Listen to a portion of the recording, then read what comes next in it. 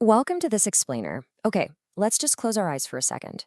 We all have that shared vision of the ultimate tropical getaway, right? Imagine a warm ocean breeze gently rustling through lush palm trees, powder soft white sand right between your toes, and of course, those iconic overwater villas where you can step off your private deck straight into crystal clear, turquoise Indian Ocean water. I mean, it is the absolute, undisputed picture of paradise. But if you've ever actually sat down at your laptop, opened up like a dozen browser tabs, and started to price out a trip to the Maldives, you've probably felt that sudden, heart-stopping reality of checkout bill shock. Today, we are unpacking exactly why that happens, and more importantly, how you can beat it. So here's our roadmap for today. First, we'll dive into the Maldives cost illusion, then uncover those hidden costs, learn the 25% tax rule, compare resorts versus local islands, look at a real sample budget, and finally, figure out how to choose your perfect slice of paradise. All right, part one, the Maldives cost illusion. Is paradise actually out of reach? You know, we tend to assume the Maldives is strictly a playground for the rich and famous. Like, if you don't have a celebrity bank account, a private jet, or a massive trust fund, you shouldn't even bother looking at flights, right? Well, wrong. The truth is, traveling to the Maldives is absolutely not a luxury exclusive. It's really just a math problem waiting to be solved. And once you know the specific variables at play here, you can totally make the math work for you no matter what your tax bracket is. Moving on to part two, uncovering the hidden costs. These are the fees you absolutely didn't see coming. Okay, take a look at the staggering number, $400 to $800. That is the typical cost per person for a round-trip seaplane transfer to a remote resort. And here's a massive blind spot that catches so many first-timers. When your major international flight lands in the capital city of Malé, your trip hasn't actually started yet. You still have to physically get to your island. Because almost every luxury resort sits on its own completely private island, you can't exactly just hail a cab or pull out your phone and call an Uber. You're required to take a resort-mandated speedboat or a highly specialized seaplane. And this inescapable, hefty fee, yeah, it's almost never included in that heavily advertised room rate you booked. And that physical isolation leads us right into the next hidden trap. I call it the captive audience dilemma. Remember, you're on a private island in the absolute middle of the ocean. There is no local pizza place down the street to grab a quick, cheap slice. The resort controls the one and only set of restaurants, bars, and mini markets you have access to. And since literally every single ounce of food and drink has to be imported by boat or plane, the prices reflect that monopoly. We're talking $18 to $25 cocktails, $50 single burgers, which is honestly just an absurd thing to even say out loud, and $35 to $100 lunch buffets. You might even find yourself crying a little over the $10 they charge for a single bottle of sparkling water. Now, resorts know this, so they heavily market these ostensibly helpful meal plans to manage the sticker shock. But you really need to read the fine print here. Half board sounds pretty generous, but it usually just means breakfast and dinner. You are completely on your own for lunch. Full board sounds like the whole shebang, but it frequently completely excludes drinks. Seriously, even basic drinking water at dinner can cost you extra.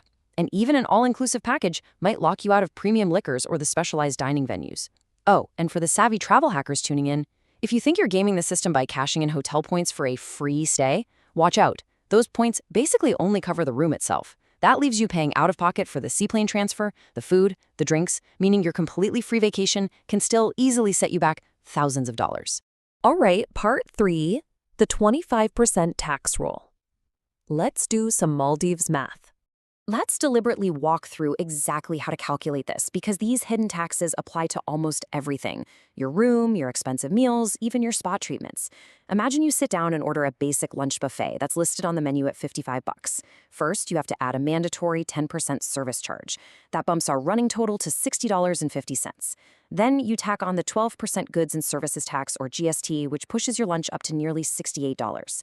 Finally, for every single night you stay in the country, there's a flat $6 green tax per person. Suddenly, that $55 lunch is basically $70. Multiply that invisible inflation across 3 meals a day for a full week for 2 people, it is a truly massive difference. So here is your golden rule, the ultimate mental math trick to save your sanity. Whenever you are looking at prices for a Maldives resort, always take your quoted room rate or your estimated daily food budget and just multiply it by 1.25. If you automatically build that 25% buffer into your vacation spreadsheet from day one, you are going to completely prevent that devastating vacation-ruining sticker shock at checkout. Section 4. Resorts versus local islands. This really is a tale of two completely different vacations. So what's really fascinating here is the stark contrast in the experience. Since 2009, a massive counterculture of travel has actually opened up in the Maldives, inhabited local islands. Now, the private resort gives you that classic, heavily insulated bubble. Alcohol flows freely, you wear whatever you want, complete privacy. But the local island, that offers genuine, bustling Maldivian community life. You stay in boutique guest houses, you share beaches with the locals, and you get real cultural immersion.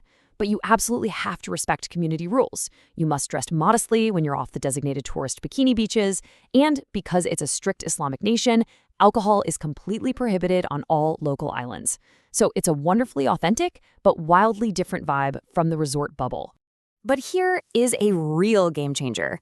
The absolute biggest advantage of choosing a local island comes down to some incredibly cheap transportation hacks. Because actual citizens need to commute, there's a robust everyday public ferry network. So instead of paying that crazy $800 seaplane fee, you can hop on a slow, highly scenic public ferry for literally $1 to $5. Even if you want a faster shared public speedboat, it's only going to run you about $35 to $95 US, or roughly 3,000 to 8,000 Indian rupees.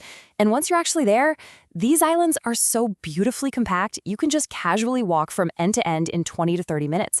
You don't need expensive resort buggies or taxis at all. Part 5. Sample Budget Comparison. Let's look at the financial reality in black and white. Let's break down the exact categories side by side because it's wonderfully clear. Look at daily food alone. At a private resort, you're paying anywhere from $60 to $120 US a day, roughly 5,000 to 10,000 rupees. But on a local island, eating incredible local dishes at small neighborhood cafes, your daily food cost drops to just $12 to $25. Across the board, from your nightly stay to your transfers to your meals, a resort is easily 2 to 3 times more expensive in every single conceivable category. The math is just night and day. So what does this mean for your overall trip? Well, your daily total burn rate completely depends on your specific travel style. If you really lean into the local island experience, taking those public ferries, eating local fish curries, skipping the heavy resort markups, the broke backpacker tier right here proves that a shoestring budget of under $40 to $80 a day is entirely possible. You can literally walk off a public beach, swim out 50 yards, and snorkel with majestic sharks and manta rays for absolutely free. You really do not need a wealthy budget to experience the magic of the Indian Ocean. You just need to shift your strategy. And finally, Section 6, Choosing Your Paradise. Let's match that budget to your travel style. Ultimately, it all comes down to what you prioritize. If you are on a honeymoon seeking total uninterrupted privacy, or hey, maybe this is your very first international trip and you just want all the stressful logistics handled by pros, the private resort is absolutely the way to go. It's a stunning, frictionless experience.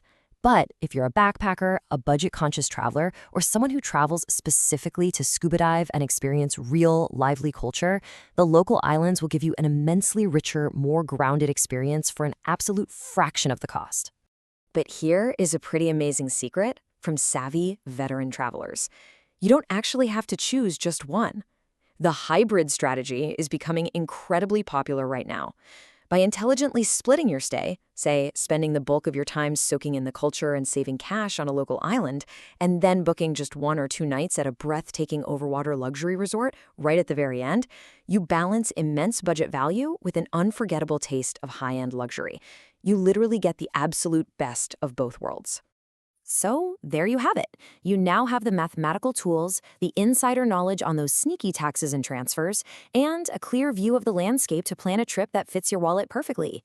You don't have to be afraid of the price tag anymore.